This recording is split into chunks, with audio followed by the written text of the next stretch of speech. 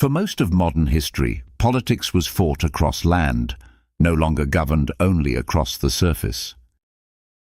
Borders, roads, ports, railways, pipelines, voting districts, police jurisdictions, property lines, power was mapped horizontally. Governments thought in terms of territory spread across the ground, measured in miles, fenced by law, and enforced through institutions designed for a mostly two-dimensional world. But equally, cities are no longer governed only across the surface. They are now being contested vertically. Above the street, below commercial aviation, inside the layered atmosphere of towers, rooftops, corridors, sensors, cameras, delivery routes, emergency access lanes, and autonomous flight paths, a new political domain is emerging. It is crowded, valuable, and increasingly strategic. This is urban airspace, and the fight over who controls it may become one of the defining governance conflicts of the coming decade. Because once drones become common, the sky stops being empty. It becomes infrastructure. At first, drones looked like gadgets, recreational toys, hobbyist cameras, niche military spillover technologies. But that era is ending. Drones are rapidly becoming tools of logistics, surveillance, policing, journalism, inspection, agriculture, disaster response, private security, infrastructure maintenance, mapping, and warfare. And in cities, their significance grows even faster because urban density turns airspace into an economic and political bottleneck. If goods can move by air between buildings, if police can monitor crowds from above, if corporations can build autonomous delivery corridors, if developers can control rooftop launch hubs, if emergency services depend on dedicated aerial lanes, then the vertical layer of the city stops being abstract. It becomes contested territory. That is what vertical governance means. It is the struggle to regulate and control the space above us, who may enter it, who may watch through it, who may profit from it, who may restrict it, and which institutions have the authority to decide. That sounds technical. It is not. This is a political struggle because urban airspace sits at the intersection of sovereignty, property, safety, surveillance, commerce, and civil liberty. Every drone route raises questions that traditional city governance was never designed to answer clearly. Does a homeowner control the air directly above their house? How high? Does a city control the lower airspace over its streets? Or is that the domain of national aviation regulators? Can police deploy drones over protests without a warrant? Can private firms build aerial delivery networks that reshape the daily rhythms of neighborhoods? Can landlords monetize rooftops as ports in the sky while tenants absorb the noise, the tracking, and the risk? The law is still catching up, and that lag is where conflict grows. Historically, airspace governance belonged mostly to national authorities because aircraft traveled across long distances and safety required centralized control. That model made sense when the sky was used primarily by planes and helicopters operating far above city life. But drones complicate everything. They fly lower, cheaper, slower, and in much larger numbers. They enter the intimate altitude where urban life actually happens: balconies, rooftops, courtyards, schoolyards, traffic corridors, hospital approaches, public demonstrations, and residential windows. This is not the old sky. It is a new civic layer between the ground and traditional aviation. And everyone wants a say in it. National regulators want safety and standardization. City governments want local control. Police want tactical flexibility. Logistics firms want scalable routing rights. Residents want privacy and quiet. Civil liberties groups want limits on surveillance. Real estate developers want to monetize vertical access. Emergency responders want rapid deployment corridors. Militaries and homeland security agencies want low-altitude awareness in case urban drones become tools of sabotage, smuggling, or attack. Each of these interests is rational on its own. Together, they create a governance collision. Take something as simple as drone delivery. To its supporters, it represents efficiency. Faster package delivery, lower road congestion, reduced emissions in some contexts, and new economic infrastructure for dense cities. But to critics, drone delivery means privatized airspace, constant overhead noise, expanded data collection, visual clutter, unequal routing over poorer neighborhoods, and the normalization of a city where commercial machines permanently occupy the air above daily life. That is not just a technology debate. It is a question about who gets to shape the sensory and political experience of the city. Cities have long regulated sidewalks, signage, zoning, street vending, parking, and public assembly because these determine how urban life feels and who benefits from it. Urban airspace now belongs in that same category. If the vertical domain is left to national aviation bureaucracy and private platform logic alone, then cities may discover too late that one of their most important future infrastructures has been effectively privatized from above. And once a drone corridor is normalized, reversing it becomes difficult. This is how governance often shifts in the modern era, not by grand constitutional change, but by infrastructure deployment that hardens into necessity. First comes the pilot project, then a temporary authorization, then a public-private partnership, then emergency exceptions, then commercial scaling. Eventually, the arrangement becomes too embedded to challenge without disrupting services people have come to depend on. By then, the real political decision has already been made. This is especially dangerous when surveillance is involved. Drones do not just move through airspace. They see through it. Cameras, thermal sensors, LiDAR, facial recognition integrations, crowd analysis, license plate tracking, and real-time mapping capabilities can turn aerial mobility into persistent oversight. In theory, drones can help find missing persons, inspect infrastructure, monitor fires, or assess disaster zones.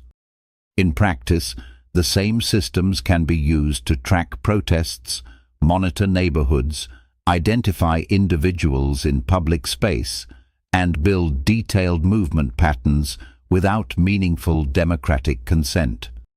The vertical city can become a watched city, and what makes drones politically potent is their ambiguity.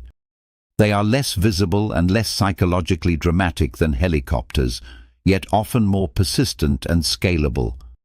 A helicopter overhead signals an event. A network of drones overhead can become background.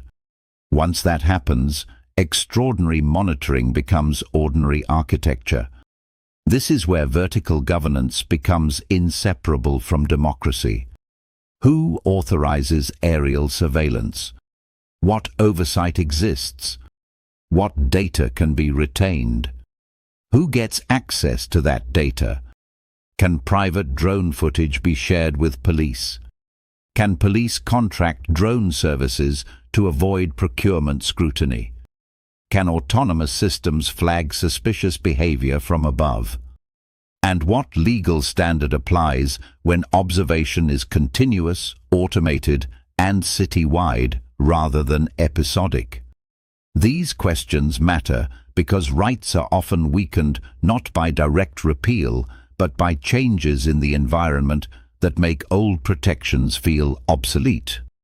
There is also the issue of property. The old legal maxim said that whoever owns the land owns up to the heavens. Modern aviation made that impossible. No one expects to stop airplanes from crossing overhead. But drones operate at altitudes much closer to lived space, and that reopens the question. If a machine hovers just above your backyard, your roof, your terrace, your apartment line of sight, is that transit, trespass, or surveillance? Existing law often gives incomplete answers. That ambiguity creates opportunity for whoever moves first. Developers may try to build drone-integrated districts before residents understand the implications. Companies may secure rooftop agreements that effectively create exclusive aerial nodes. Municipalities may welcome smart mobility branding without realizing they are ceding long-term authority over urban air corridors to private operators whose incentives are commercial, not civic. And once those operators control software, routing data, and operational standards, they do not just use airspace, they begin to govern it. That is the hidden transformation. Vertical governance may not always be exercised directly by the state. Increasingly, it may be delegated, outsourced, or embedded in technical systems. Air traffic management platforms, geofencing protocols, automated permissions, no-fly databases, building access systems, and emergency override functions all encode rules about who can move where. The politics gets buried in software architecture. But buried politics is still politics. In fact, it can be more powerful because code feels neutral even when it privileges certain actors. A drone network optimized for delivery efficiency might route constant traffic over communities with the least political power to resist. A geofencing regime might protect affluent districts more aggressively than crowded public areas. A policing drone program might begin with emergency use and quietly expand into ordinary patrol. A corporate airspace platform might become so central that city officials are forced to negotiate within private technical standards rather than set public ones from the start. So who should control the urban sky? There is no simple answer, but some principles are clear. First, cities need a meaningful role in governing low-altitude airspace because they understand the lived consequences in a way national agencies often do not. Noise, privacy, land use, protest rights, neighborhood burden, and public trust are local questions as much as aviation questions. Second, national regulators still matter because safety and interoperability cannot be fragmented into hundreds of incompatible local systems. Third, any governance model that treats surveillance as a side issue is already broken. In cities, aerial mobility and aerial observation are inseparable. Fourth, public airspace should not be quietly enclosed by private platforms without democratic debate. If aerial corridors become the next layer of urban infrastructure, then access, accountability, and public interest rules must be built in early. And fifth, citizens need to understand that the struggle over drones is not only about machines, it is about the shape of urban power. Will the future city be one where the air above residents becomes a commercial conveyor belt, a policing grid, and a privately managed sensor layer? Or will it be one where aerial technologies are tightly bounded by public rules that preserve privacy, equity, and collective control? That is the real conflict. Because every major infrastructure shift changes politics. Railroads changed sovereignty. Highways changed suburbs. The internet changed communication. Drones may change the vertical structure of the city itself. They may alter how goods move, how police see, how corporations map value, how governments respond to emergencies, how protests are monitored, how buildings are designed, and how citizens experience the basic feeling of being in public. Once the sky becomes active, the ceiling of politics rises with it. And that means urban governance can no longer stay flat. The city of the future will be governed in layers: underground, ground level, rooftop, and low altitude. Power will be negotiated not only across neighborhoods, but across elevations. Those who understand this first, states, firms, police agencies, planners, activists, insurers, and infrastructure investors, will shape the rules before most people even realize a new frontier has opened above them. That is why vertical governance matters now, because the struggle for urban airspace will not begin the day the sky is full of drones. By then, it will already be decided. It is being decided in procurement offices, aviation rulemakings, zoning boards, pilot programs, policing contracts, software standards, and emergency exceptions. Quietly, technocratically, piece by piece. And unless democratic societies treat the lower sky as a civic domain rather than an empty convenience layer, they may wake up in cities where the air itself has been governed without them. Not seized in a dramatic coup, not militarized overnight, but organized into corridors of commerce, surveillance, and restricted movement, whose logic was installed long before the public learned how much was at stake.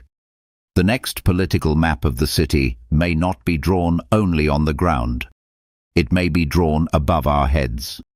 If this documentary changed the way you see the digital world, subscribe to the channel and turn on notifications. More deep dives are coming on the hidden systems, silent conflicts, and emerging technologies reshaping our reality. So don't miss the next documentary.